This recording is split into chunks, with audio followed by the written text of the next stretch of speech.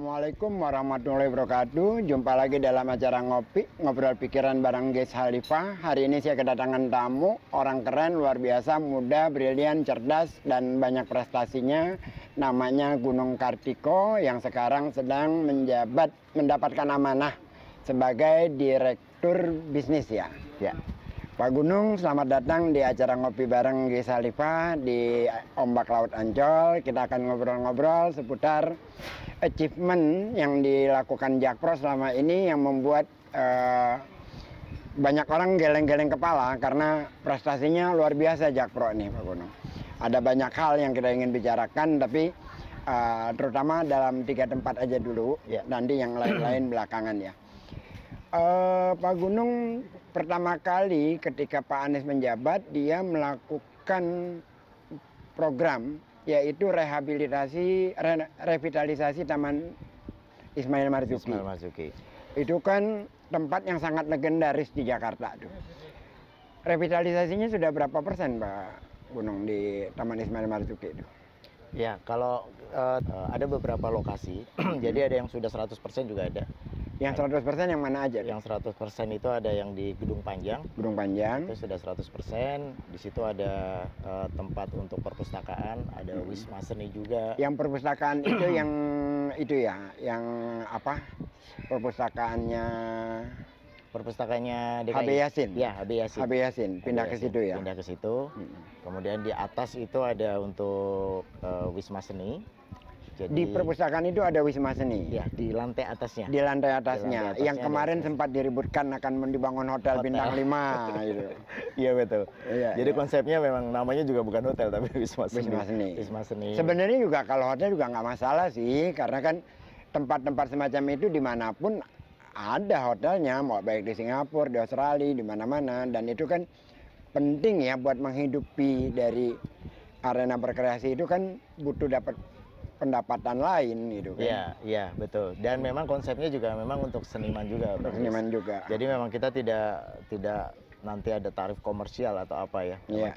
Kita lihat range-nya memang untuk ini. Ya, karena selama ini kalau saya buat konser, saya pernah buat konser Jakarta Melayu Festival di sana, agak kerepotan dengan hotelnya. Iya. Itu harus menyeberang kan. Kalau ini kan ada di situ lebih enak, lebih mudah buat artis-artis yang kita undang. Apalagi kalau nanti artisnya skalanya internasional. Tentunya tempatnya juga yang harus grade-nya tuh grade A ya tentunya. Iya, betul. Nah itu kalau Geraha Bakti Budaya kira-kira kapan Pak Gunung? Geraha Bakti Budaya memang ini lagi on progress. Lagi on progress ya? Lagi on progress Bang Ges. Jadi sebenarnya kalau total kita harapkan itu Juni atau Juli. Atau Juli? Ya, itu udah 100% gitu ya. 100%. Ya, ada beberapa yang sekarang kita sudah nikmatin, kita sudah pakai. Contohnya ya, kalau masjid sudah ya. Masjid sudah. Tahun lalu diresmikan Bang Ges. Kemudian juga ada fasilitas parkir juga di situ, yang sekarang juga sudah siap digunakan. Tinggal beberapa lokasi seperti yang untuk di planetarium itu juga lagi on project. Planetarium juga direhab juga itu. Ya. Teman-teman ngopi bareng, ternyata Taman Ismail Marzuki sudah nggak lama lagi waktunya akan dibuka dan semua sedang on progress, bahkan sudah ada yang sudah total 100%, diantaranya itu perpustakaan HB Yasin, juga Wisma Seni yang ada di sana.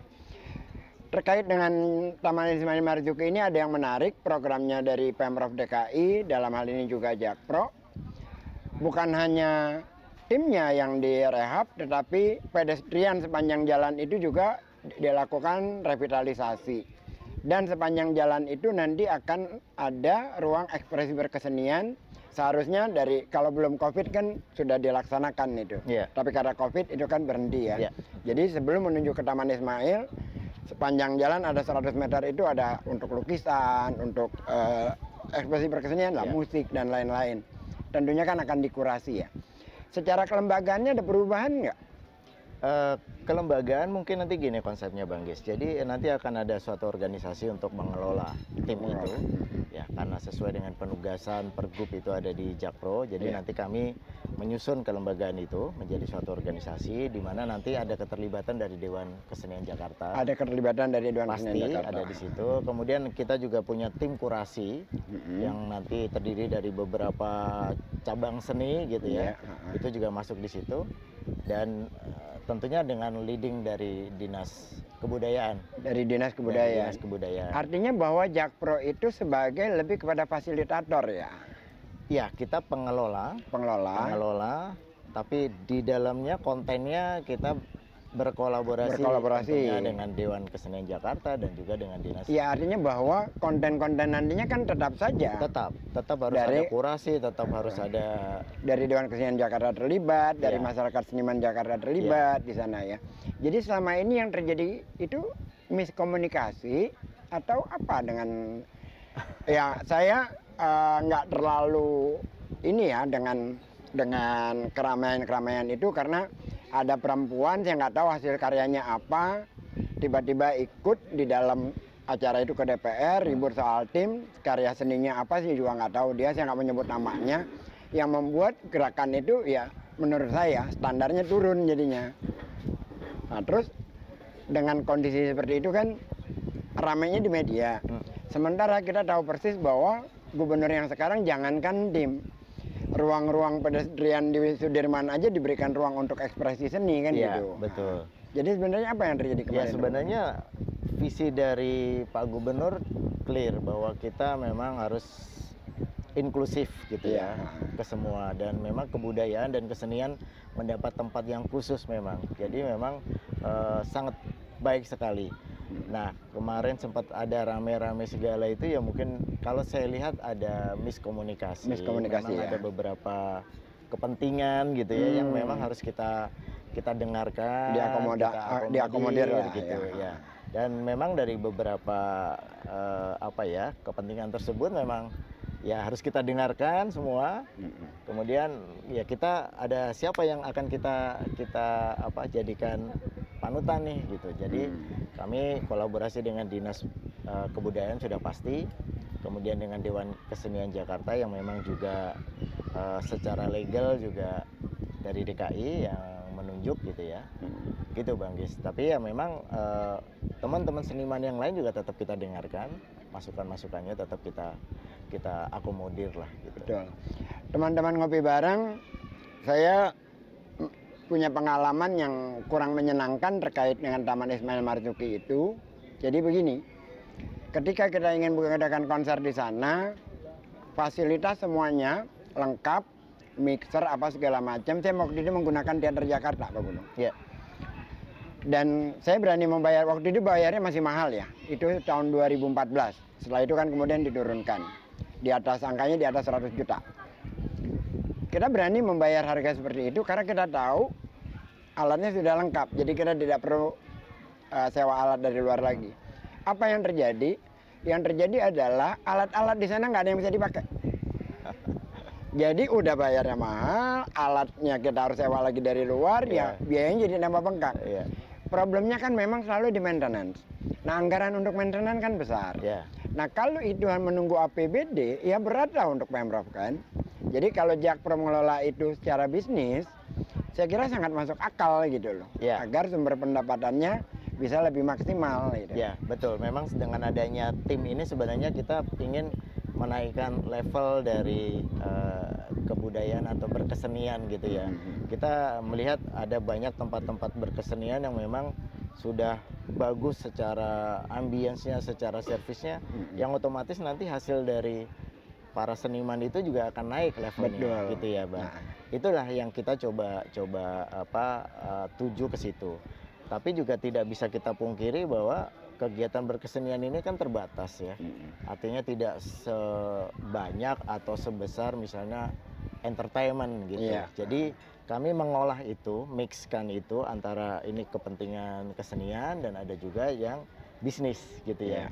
Jadi ruangan-ruangan yang kita revitalisasi itu memang untuk berkesenian itu menjadi prioritas, tapi juga kita nantinya gunakan juga untuk komersial yang lain. Untuk komersial gitu. yang lain. Supaya apa? Supaya kita bisa menutup biaya maintenance, biaya operation yang tidak kecil Bang Gis ya. Sangat. Belum sangat. kita bicara nanti ada depresiasi segala macam. Iya. Jadi minimal adalah operation dan maintenance itu kita jaga. Kita harus mendapatkan revenue yang minimal sama dengan itu. Syukur-syukur bisa profit gitu ya. Tapi ya itu tujuan kita adalah mix ke situ. Agar kerapihan, kebersihan Pasti, dan lain-lain iya. tetap terjaga ya. Karena Betul. siapapun bisa bangun gedung bagus kayak apa, yang problem adalah maintenance-nya. Maintenance-nya. Maintenance-nya. Iya. Artinya bahwa Jakpro di sini tidak serta-merta menjadi lembaga sentral, tetapi kolaborasi tetap dengan Pasti, ya.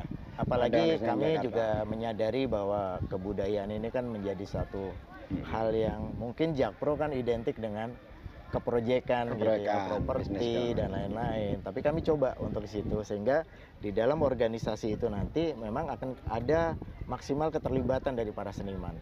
Kami mengakomodir itu dan kita welcome juga untuk kerjasama dengan semua stakeholder dari kesenian. Kalau saya ingat ya, Taman Ismail Marzuki di masa lalu, sebelum terjadi perubahan itu, dulu ada teater kecil, ada teater arena.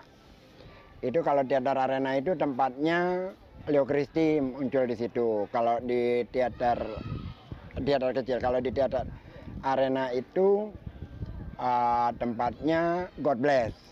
Dulu zaman-zaman itu. Kemudian kan berubah ya, Iya.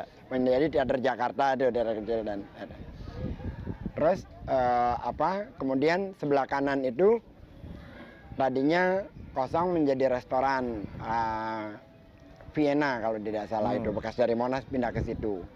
Nah sekarang kan berubah nih tempat semua, termasuk teater Jakarta juga dibenahi juga. Iya. Dibenahi Iya, juga betul. itu. Terus masjidnya di sebelah mananya? Masjidnya hanya masjid itu Amir sekarang, Hamzah. Amir Hamzah.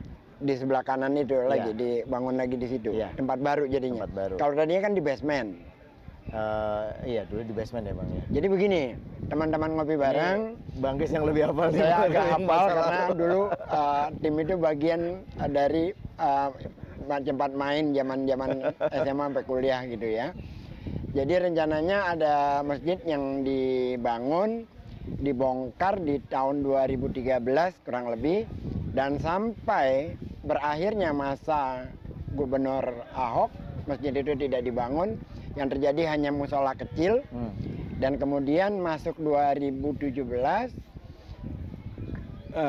masjid itu direncanakan dibangun kembali kalau nggak salah Maret 2019 dan 6 bulan kemudian selesai Masjid Amir Hamzah itu.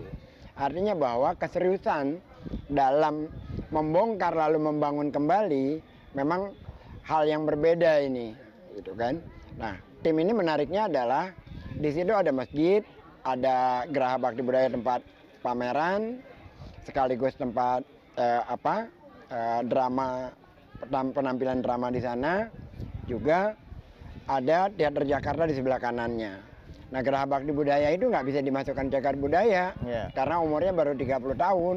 Jadi nggak lama-lama banget dan itu bukan bangunan baru yang bukan bangunan yang bangunan lama yang bangunan baru sebenarnya gitu, nggak terlalu lama lah di sana.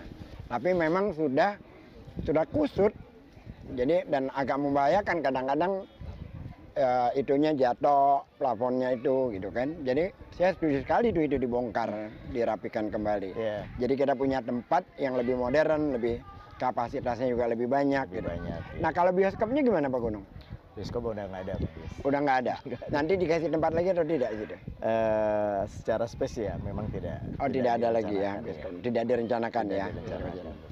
Teman-teman ngopi bareng, kalau tadi kita bicara tentang Taman Ismail Marzuki yang insya Allah antara Juni atau Juli selesai, kita mau pindah tempat ke tempat yang lain lagi ini.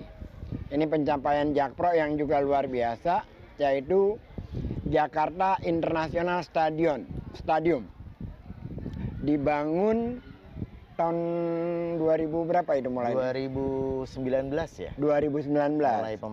Mulai pembangunan. Selesai 2022. Insya Allah bulan depan, bulan ini April. April ini selesai. Selesai.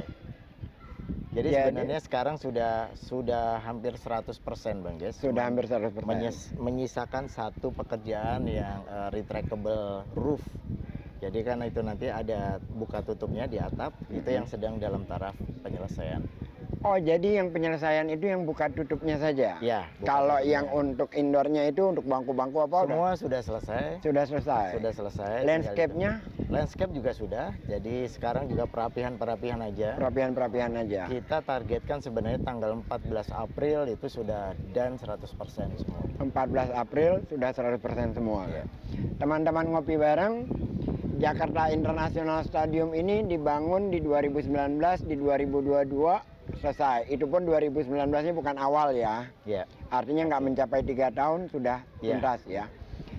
Kalau saya mengatakannya adalah janji yang ditunaikan, karena dulu kita di Jakarta punya stadion namanya Stadion Menteng, itu stadion Persija yang kemudian dibongkar menjadi Taman Menteng. Kalau Anda tahu sekarang di daerah Menteng sana, kemudian pindah ke Lebak Bulus, lalu Lebak Bulus pun dibongkar menjadi tempat itu shelter MRT. Ya, depo MRT. Kemudian selama tahun-tahun kita tidak punya stadion, yang kita dapati adalah janji ke janji gitu.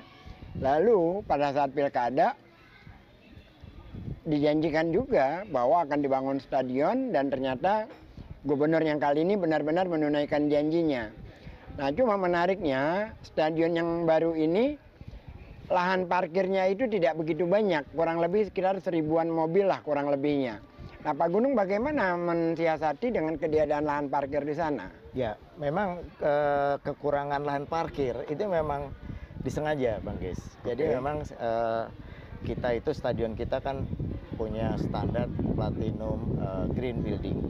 Standar Platinum Green Building. Ya, jadi ada sertifikasi Green Building, kita mendapatkan yang level Platinum. Mendapatkannya yang level ya, ini prestasinya keren banget sih. Jadi memang itu direncanakan dari awal, karena stadion-stadion sekarang kan beda dengan stadion yang dulu ya.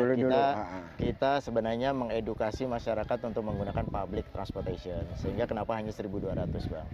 Nah, kemudian juga kita siapkan tentunya. Jadi itu stadion itu sebenarnya terintegrasi dengan transportasi umum.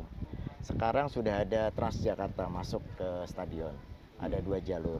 Kemudian kita yang LRT di Kelapa Gading yang dikelola oleh Japro, itu juga dari Pegangsaan 2, stasiun terakhir, itu sudah nyambung ke JIS sekarang, tapi menggunakan Transjakarta. Menggunakan Transjakarta. Ya, jadi dengan satu single tiket dari Velodrome, naik LRT, kemudian turun, naik ke Transjakarta, masuk ke JIS. Nah, ini memang kalau yang LRT ini sebenarnya fase 2A nanti pengembangan LRT yang kita sedang ajukan sekarang. Dan itu kebetulan sudah disetujui menjadi salah satu proyek strategis nasional. Oh, LRT itu. Ya, jadi nanti akan lanjut dari stasiun Kelapa 2, Pegangsaan 2 ke JIS. Nah, kemudian juga di sisi utara itu ada rel KAI.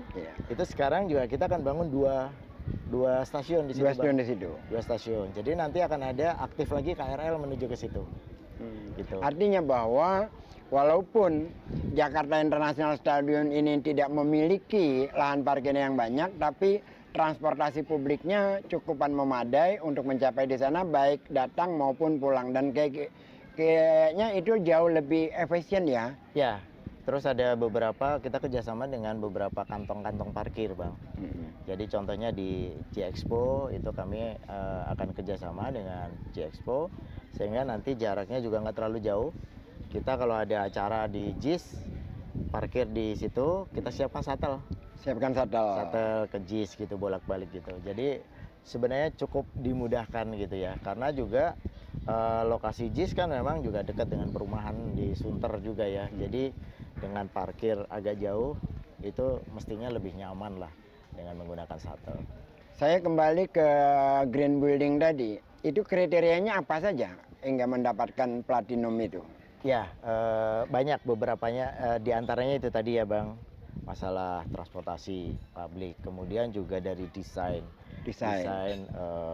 sirkulasi udara segala macam itu juga dilihat dari situ. Kemudian ada juga masalah water treatment. Jadi semua air yang terpakai itu akan di recycling. Di recycling. Jadi tidak ada air yang terbuang gitu ya. Kemudian kita juga menggunakan solar panel.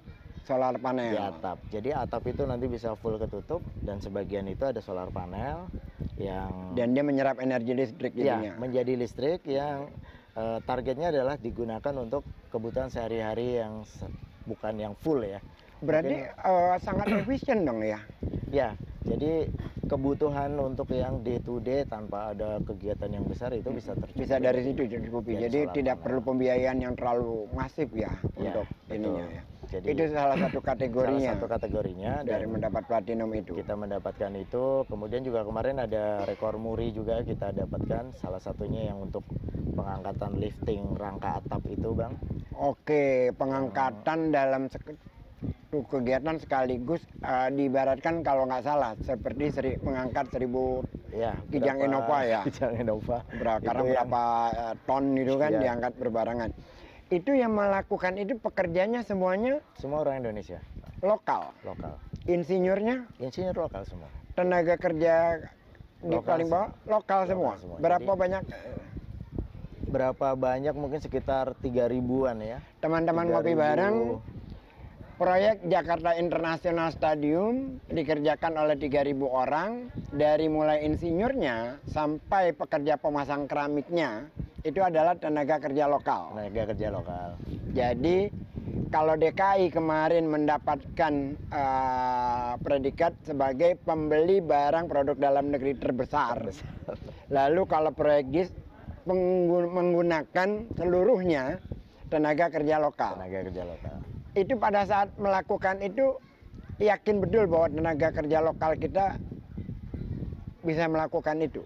Ya. Walaupun kalau sekarang udah ada hasilnya. Iya, ya memang planningnya cukup panjang gitu ya, tapi ya alhamdulillah terbukti ya Bang. Terbukti bahwa juga tenaga kerja lokal kita memiliki kemampuan. Ya, dan memang banyak ya dari PII segala macam, dari insinyur muda itu juga mereka saling belajar ke situ, saling belajar ke situ. Pengalaman, karena kan biasanya kan dipasangnya kan di atas, ya. Ini kan dipasang di bawah baru ditarik ke atas kan. Itu kan yang beratnya kan melakukan pengangkatannya itu kan. Ya. Dan itu semua menggunakan luar biasa sekali. Benar, dari lokal semua, dari ya. Jadi anak-anak bangsa. Lagi rame tentang tenaga kerja asing di Jakarta, di pusatnya ibu kota, melakukan sebuah proyek dengan 3.000 tenaga kerja, yang 3.000 orang itu adalah tenaga kerja lokal. Artinya warga negara Indonesia bukan saja dipekerjakan, tapi yang utamanya adalah dipercaya bahwa kita mampu membangun sebuah stadion besar yang sangat modern hingga mendapatkan platinum, dan itu dilakukan oleh anak bangsa. Saya kira apresiasi yang luar biasa kepada Jakpro dan teman-teman terhadap kinerjanya di GIS. Selain itu Pak Gunung, ada lagi, itu idenya siapa itu? Ya memasang lantai kan biasa aja, bisa miring, bisa vertikal, bisa horizontal. Tapi kan itu horizontal dan digunakan nantinya bisa digunakan untuk sholat jamaah. Iya. Itu kan satu bangunan memikirkan kayaknya segalanya itu ya, estetikanya, pemanfaatannya, efisiensi airnya, termasuk juga fungsi di sampingnya itu. Ya, jadi sebenarnya itu ide langsung dari Pak Gubernur. Ide langsung dari Pak Gubernur. Pak Gubernur. Jadi pada saat perencanaan dahulu, kebetulan saya belum join ke Jakpro, tapi saya dengar informasi teman-teman, Pak Gubernur itu banyak memberikan ide-ide, bahkan visinya, kemudian ini kenapa begini, kenapa begitu, itu Pak Gubernur detail sekali, Pak. Detail sekali. Detail sekali. Beliau benar-benar tahu detail sehingga dari perencanaan sampai terwujud sekarang itu dilihat satu persatu gitu ya. Dan jadi di segala tempat dia punya banyak pekerjaan, belum lagi yang kerjaan administrasi, masih sempat memikirkan. Masih sempat memikirkan itu, benar sekali. Kita pun mungkin kalau orang awam tidak terpikir ya Bang. Iya. Apa arah keramiknya, arah tegelnya itu harus menghadap kiblat dan lain-lain. Memang biasanya kalau bola kan malam kita terkadang terlewat maghrib ya. Saya itu dulu, bukan sekarang ya. Kalau sekarang sih udah jarang sekali. Dulu itu adalah penggemar berat PSSI. Jadi kalau PSSI main di stadion utama nggak pernah lewat. Bahkan kalau apalagi kalau Persija itu di Jakarta, kalau kita naik bis ke Senayan itu kaki kita tuh nyangkut di bis cuma satu kaki karena dirinya di tangga gitu kan. Dan itu masuk stadionnya biasanya juga suka lompat. Zaman dia kecil SMP atau SD SMP lah gitu kan. Dan memang tidak banyak untuk ruang untuk sholat, ada lah beberapa gitu. Dan kalau waktu itu stadion itu bisa mencapai 110.000 penonton sebelum direnovasi sekarang. Jadi tanpa bangku ya. Iya, dulu kan pakai bangku kayu panjang gitu kan. Dan emang tidak terpikirkan. Kalau sekarang kan bahkan tempat wudhunya ada 99 tempat wudhu saya dengar di JIS itu. Itu bulan ini kan dikit lagi menyambut bulan puasa.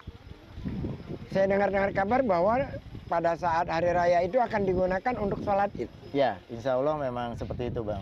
Jadi kita coba untuk sekaligus juga kita ngelihat ini ya, animo dari masyarakat DKI.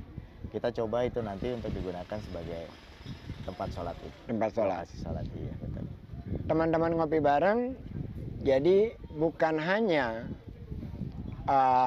JIS itu sarana olahraga, tapi juga tempat konser sekaligus untuk nanti akan digunakan untuk tempat ibadah sholat Id.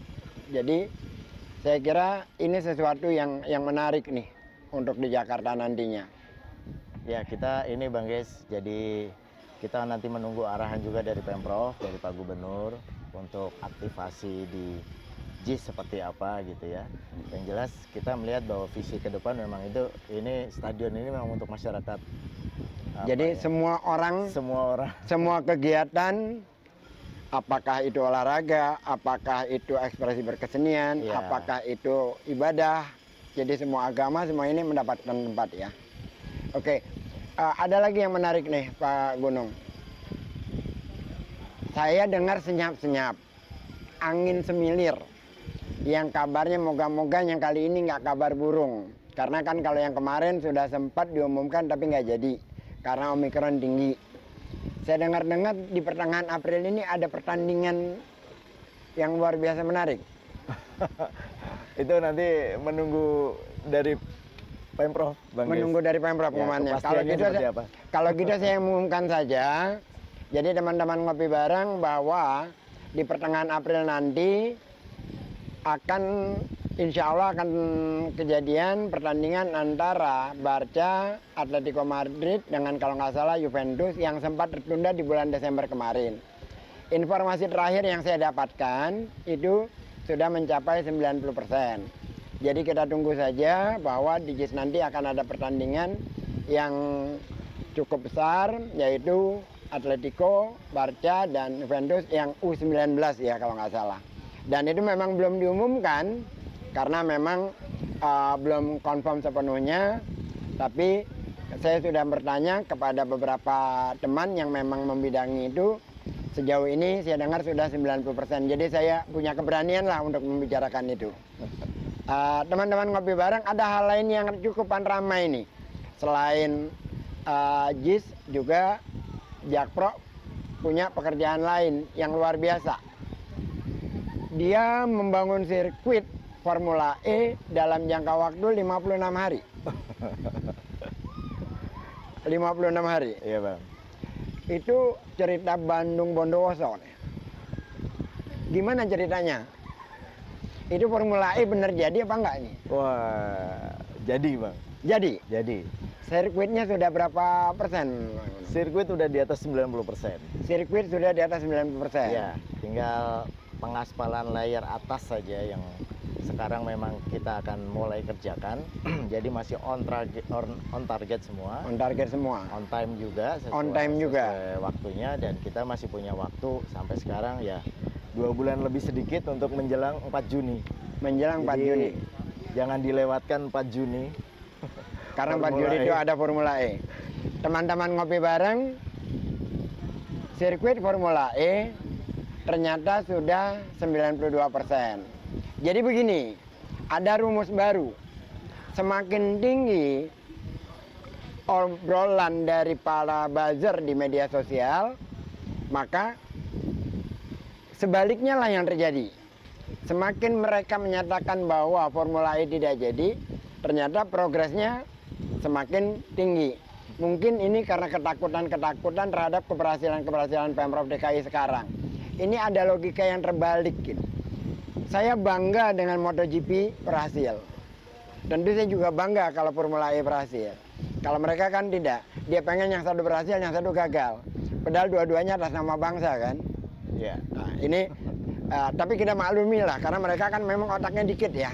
Jadi cara berpikirnya agak kurang lebih lah gitu ya. Kita kembali aja kepada sirkuit Formula E. Sirkuit Formula E ini Pak Gunung bisa dikerjakan dalam 56 hari itu selesai. Iya, bisa Bang. Bisa. Jadi dari awal memang kita plan, jadi nggak asal jadi-jadian gitu ya. Oke. Nggak asal Bandung Bondowoso yang penting jadi, tapi nggak begitu Bang. Jadi memang kita benar-benar plan, rencanakan, dan kita lihat bahwa ya ini seharusnya bisa kejadian dengan 50. Tepatnya sebenarnya 54 hari. 54 hari. 54 hari. Memang sekarang kenapa kita bisa progresnya berjalan bagus? Karena dari FIO juga mendampingi kita terus. Jadi FIO-nya mendampingi terus? Ya, ada terus di sini? Ada terus di sini. Jadi kalau kemarin berita katanya FIO mengkoreksi itu?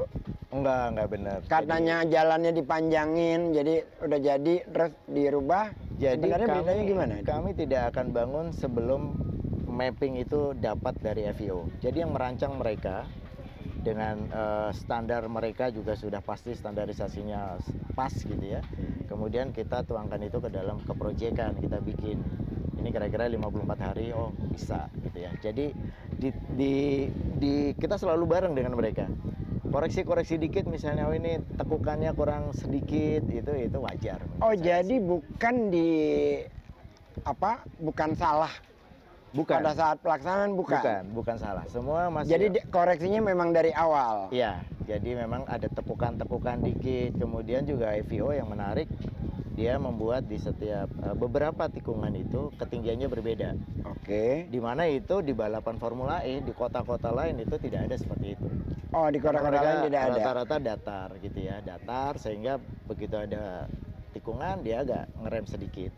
Nah di sini memang sengaja dibikin agak miring sehingga kecepatannya tetap bisa lebih tinggi. Oke, gitu. Teman-teman ngopi bareng, ada satu rumus dalam jurnalisme yang teman-teman harus pahami. Kalimatnya berbunyi begini: berita dan kebenaran adalah dua kata yang berbeda. Inilah contoh konkret betapa berbedanya antara berita dan kebenaran itu sendiri. Karena kalau berita yang kemarin kan seolah-olah apa yang dilakukan mengalami kesalahan lalu dikoreksi. Ternyata dari awal memang sudah dikoreksi gambar, terus dibangun sesuai dengan apa yang diinginkan gitu ya. Kemudian ada koreksi dikit-dikit, ya wajar kalau dalam pelaksanaannya. Tapi bukan ada kesalahan desain, bukan seperti itu ternyata ya. Terus misalnya ada berita itu Bang. Ada satu lagi yang menarik, beritanya begini. Saya nggak tahu siapa, mereka ngutip dari mana saya nggak tahu. Karena memang seringkali mungkin datanya ngalap dari pohon atau apa saya nggak tahu. Bahwa target penonton Formula E susut menjadi 10.000. Sebenarnya beritanya seperti apa Pak Gunung? Jadi bukan susut. Memang sudah kita plan. Jadi dari awal itu plan kita memang grandstand. Grandstand itu yang tempat duduk yang bertingkat itu memang kita plan 10.000. Memang di plan 10.000. Ya, dari awal memang kita plan 10.000. Tapi selain grandstand kan ada juga yang festival. Ada juga yang festival. Yang berdiri ya, teman-teman yang berdiri. Terus ada juga yang masuk di dalam hospitality. Hospitality itu artinya ya seperti di Mandalika lah, ada deluxe, ada yang VVIP, itu kan kita juga harus bangun juga. Iya. Jadi mix ada, sebenarnya masih sesuai dengan target dulu. Cuman saya nggak tahu, ada yang bilang 90.000 itu dari mana. Nah itu dia, saya katakan datanya boleh ngalap dari pohon sengon gitu. Kurang tahu, kemudian dibandingin sekarang kenapa 10.000 gitu ya. Iya. Oke, teman-teman ngopi bareng, Formula E sudah 92% dan kurang lebih 10 hari lagi insya Allah secara sirkuit tuntas ya. Artinya bahwa Formula E Pak Gunung yakin akan terjadi, akan terlaksana. Lantas secara penonton saya kalau itu saya tahu kapasitasnya ini kan saya tahu Ancol tidak bisa lah kalau dikatakan 90.000 itu pasti konyol lah yang ngomong kayak gitu. Karena kalaupun semua maksimal Ancol itu 150.000 maksimal, itu orang sudah nggak bisa gerak seluruh Ancol. Apalagi sebatas sirkuit yang hanya sepertiga daripada Ancol. Jadi kurang lebih kira-kira kurang lebihnya 30.000 sampai 40.000. Jadi bukan susut sebenarnya. Jadi itu masih sesuai dengan kapasitas. Bahwa kalau minimal targetnya 10.000 wajar aja. Tapi kan tadi tempat yang itunya. Nah, terus yang ketiga, yang terakhir, pemasangan alat pedok apa segala macam itu kira-kira kapan tuntasnya itu, Pak?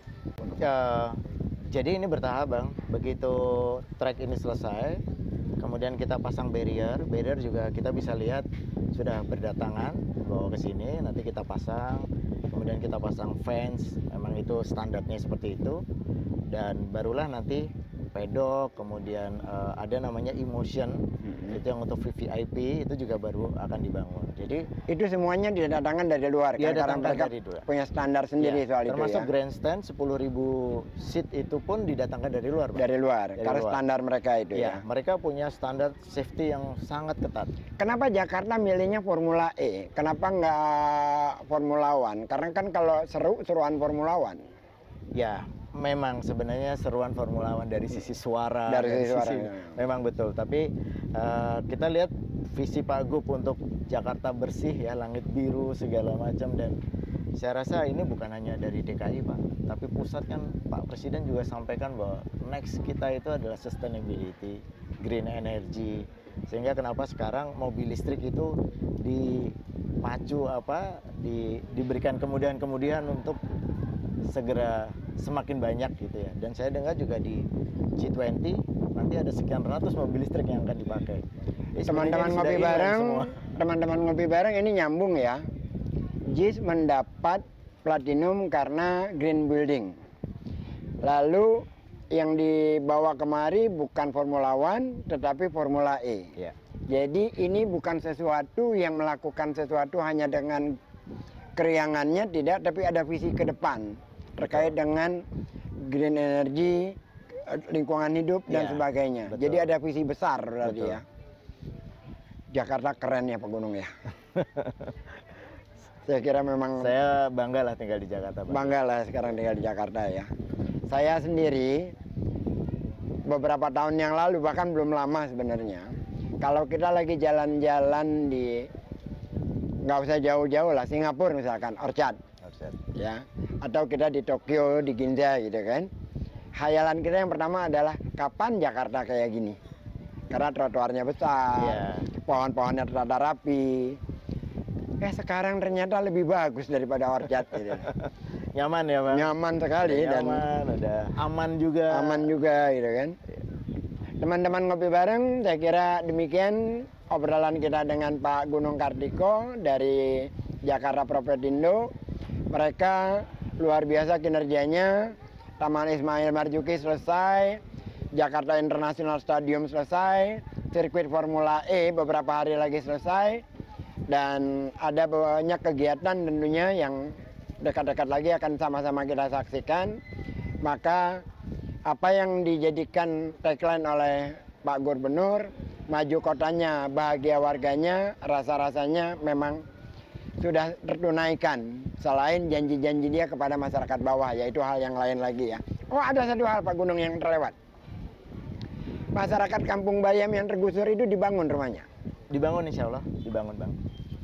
Kapan mulai dibangunnya? Ini sekarang sedang tahap persiapan. Sedang tahap persiapan. Sedang tahap persiapan, dan itu pastinya ya dalam bulan-bulan ini, maksudnya sebelum Pak Gubernur nanti masa jabatannya berakhir, itu diharapkan memang itu sudah berjalan. Sudah berjalan. Ya. Alhamdulillah. Artinya bahwa tidak hanya sekedar menggusur tapi tetap dibangun ya. Itu tetap diberikan tempat ya. Betul. Oke, artinya bahwa itu tidak menjadi sesuatu yang omong kosong yang hanya itu enggak. Ya, tapi dilaksanakan. Betul. Terima kasih banyak Pak Gunung Kartiko sudah hadir di acara Ngopi Bareng. Sama-sama, Bang Gis. Teman-teman Ngopi Bareng, insya Allah nanti kita akan bicarakan lagi begitu Formula E akan mendekati waktunya. berikut kita ngontrol langsung ke lapangan seperti apa situasinya. Dan bagi Anda yang selalu berpikir negatif, nikmatilah rasa sakitnya, nikmatilah rasa kepecundangannya, karena Jakarta tetap akan maju terus dengan segala sumpah serapah Anda yang memang tidak ada artinya. Sampai jumpa lagi di acara yang akan datang. Dan saat ini kita juga sudah hadir Martua Hami Siregar yang akan memberikan merchandise dari Ancol. Waduh. Silakan. Terima kasih. Ini dari Siwat apa dari Dufan, Pak. dari Dufan? Dufan. Dari Dufan. Kita Oke. main ke Dufan ya. Siap. Jumpa lagi di ngopi bareng yang akan datang. Assalamualaikum warahmatullahi wabarakatuh. Waalaikumsalam warahmatullahi wabarakatuh.